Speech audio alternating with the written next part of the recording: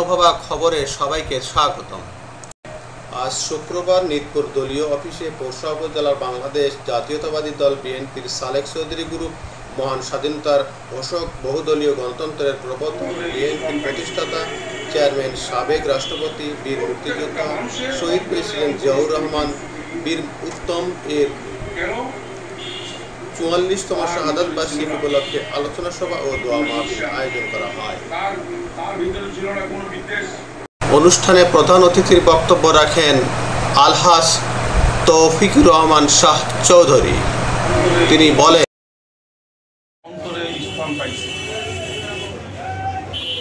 প্রত্যেকটা মানুষের অন্তরে স্থান পাইছে। কেন? তার ভিতরে ছিল না কোনো হিংসা, তার ভিতরে ছিল না কোনো বিদ্বেষ। সকলকে নিয়েই আজ সে বাংলাদেশ তৈরি করতে চাইছিল, সকল দলকে নিয়ে। বলিনি যে আওয়ামী লীগকে বাদ দিয়ে, বলিনি যে জামাতকে বাদ দিয়ে, বলিনি যে অন্য দলকে বাদ দিয়েছে যা করবে। বহু দলীয় গণতন্ত্র প্রতিষ্ঠার জন্যে সে নিয়োজিত করছিল এবং সে দিক দিয়ে অগ্রসর হচ্ছিল। এই কারণে আজ অল্প শাসন আমলেই প্রত্যেকটা বাংলাদেশের লোকের অন্তরে স্থান পাইছে। আজ ৪৪ বছর পরও শহীদ প্রেসিডেন্ট জিয়াউর রহমানের নাম স্মৃতি ভুলে যায়নি।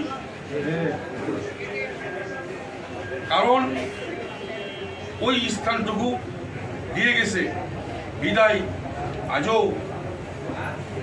আজও প্রেসিডেন্ট জিয়াউর রহমানের নাম বাংলাদেশে আত্মার সঙ্গে, বাংলাদেশের জনগণের আত্মার সঙ্গে নিহত আছে। কারণ সে কোনো বিদ্বেষ ছিল না, সকলকে নিয়েই দেশ করতে চাইছে। আজ যখন এই দেশ করতে চায় সকলকে নিয়ে, যখন দেখলো পার্শ্ববর্তী ভারত যে আমাদের অবস্থা কি হতে পারে, বাধ্য তাকে অকাঙ্ক্ষিতভাবে তার মৃত্যুবরণ চিটাগাং সার্কিট হাউসে তাকে মারা হলো।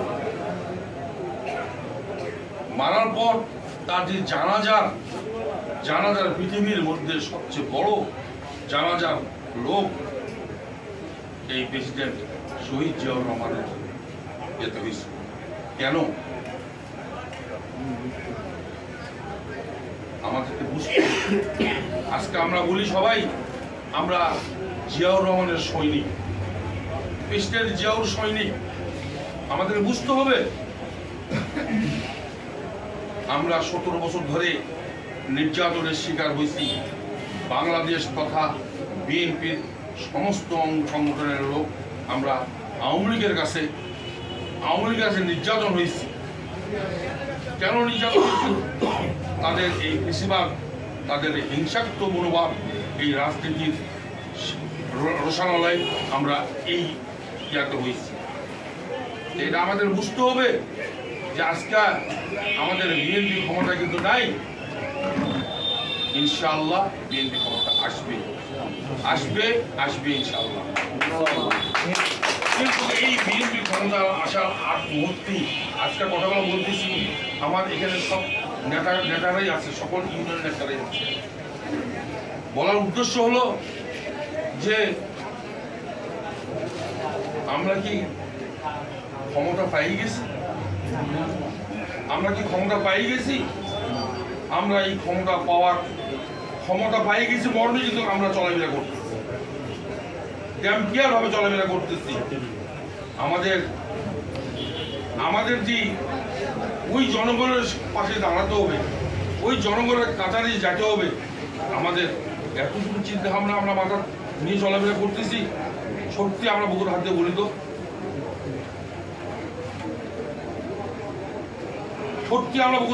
তো, এটা আমরা পারবো না, এটা আমরা বলতে পারবো না। আমি বক্তব্য দিতে জানি না, যতটুকু টুকটাক বক্তব্য দিয়েছি 5ই আগস্টের পর আমি বলেছি যে আওয়ামী লীগ যে লালে গেছে, আওয়ামী লীগ যে যার যেভাবে পরিণতি হয়েছে, আমাদের বিএনপি যেন সেই পরিণতি না হয়, সেই জিনিসটা আপনারা খেয়াল থাকবেন, সেইভাবে চলবেন। এটা এই ভাষা কয়েকটা আমি কিন্তু প্রয়োগ করছি, অন্য কিছু প্রয়োগ করতে পারিনি। অত বক্তব্য আমি জানি না, আমি এই ভাষাটুকু প্রয়োগ করছি যে আওয়ামী লীগ যেভাবে গেছে তার বিএনপি যেন আমরা সেভাবে না যাই। আমাদের বহুত কাম আছে। আজকে আমাদের বিএনপি নিয়ে ষড়যন্ত্র চলতেছে, আপনারা সবাই ফেসবুক দেখতেছেন, সবাই আমাদের টিভি এখন পকেটে, আমাদের পকেটে, আমরা সব সময় খবর দেখতেছি। আজকে বিএনপির কিভাবে ষড়যন্ত্র করতেছে, বিএনপি ক্ষমতায় নাই, এটা আমাদেরকে ভাবতে হবে। আজকে 5ই আগস্ট যে জন্ম হয়েছে, ছাত্ররা, জামাত, বিএনপি তথা সাধারণ পাবলিক সবাই মিলে কিন্তু এই 5ই আগস্ট ইয়া করছে। এটা কেউ কারণ একক ইয়া না। এটা যদি কেউ মনে করে যে আমি বিএনপি করছি না, কেউ যদি মনে করে জামাত করছি না, কেউ যদি মনে করে ছাত্ররা যদি বলে যে আমরাই করছি, সেটাও না। আজকে আমরা আন্দোলনশীল ছিলাম। আমাদের তারেক রহমান সাহেব এই আন্দোলনে কিসের দরজা, ট্রাক ঢুকার দরজা খুলে দিয়েছিল। ট্রাক ঢুকবে দরজা দিয়ে, এই দরজা দিয়ে ঢুকে ঘর টাকা লোড হবে, টাকা, ধান লোড হয়, চাল লোড হয়, ধান চাল লোড হয়, কম লোড হয়, কিন্তু টাকা লোড হয়েছে। বিতরণ করছে আন্দোলনকারীদের পাশে কাছে পৌঁছছে। এটা কি অস্বীকার করতে পারবে কেউ? তারেক রহমান সাহেব সেটা করছে। তার কি তার অবদান নাই? তার বিএনপির অবদান নাই? সবাই আছে। তারপরও আমাদের বিএনপির পক্ষে আমাদের ষড়যন্ত্র চলতেছে। এই ষড়যন্ত্র রোধ করার জন্যে, আমাদের প্রতিরোধ করার জন্যে আমাদের সব সময় অ্যালার্ট থাকতে হবে, আর মনে মনে চিন্তা করতে হবে যে আওয়ামী লীগ যেটা করছে সেটা আমরা করবো না, সেটাতে আমরা বিরোধী থাকবো। আজকে সাধারণ পাবলিক আমাদের কাছে আসতেছে কেন? আমরা তো ক্ষমতায় নাই, তারপরও আসতেছে। যদি কোনো ইসলামে আমরা যদি ভক্ষক হই চলবে?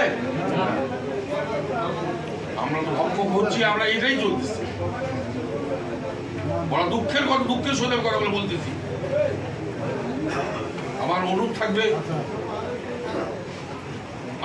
থাকবে, সবাই কষ্ট করছে, আমরা সবাই কষ্ট করছে। আমি একাই তৌফিক চেয়ারম্যান 50টা মামলা আসামি হচ্ছে, তাই বলে আমি একাই কষ্ট করছি না। যার যতখানি সহনীয় সেই শতখানি কষ্ট পাইছে। আমি আমার মতো কষ্ট দিছে, আর সাধারণ একটা পাবলিকের মতো কষ্ট দিছে, আওয়ামী লীগ সেভাবেই কষ্ট দিয়েছে। বিধায় আমরা সকলেই এই কষ্টের অংশীদারিত্ব, আর এই কষ্টের অংশীদারিত্ব আমরা সহসায় গ্লানি, আমরা এটা সহসায় যে নষ্ট হবে এটা আমরা করতে দেব না। এটা আমার অনুরোধ থাকবে আপনাদের কাছে। এই যে বহুদলীয় গণতন্ত্র যে প্রতিষ্ঠার নায়ক, আজকে যার মৃত্যুবাসীর জন্য যার দোয়ার জন্য বসছি, সেই ব্যক্তিটার জন্য অল্প দিনের মধ্যে কি করে সারা বাংলাদেশের লোক কিভাবে তার মন জয় করে নিল। এই যে একটা ভাত দিয়েছিল না, একটা খাওয়া দিয়েছিল না, টাকা পাঠিয়ে দিয়েছিল। কাজের ব্যবহারে যেই শত্রু তাকে নিয়ে এসে পাশে বসে কিভাবে দেশ চলবে ভাই চালায় আমরা, এটাই ছিল তার মনের চেতনা। আর এই জন্যই অল্প সময়ের মধ্যেই সে মন জয় করতে সক্ষম হয়েছে। কথাটা খেয়াল রাখবেন, এটা আপনাদের কাছে আমার বিশেষ। বর্ষার নিতপুর বিএনপি অফিস থেকে ইসমাইল হোসেন।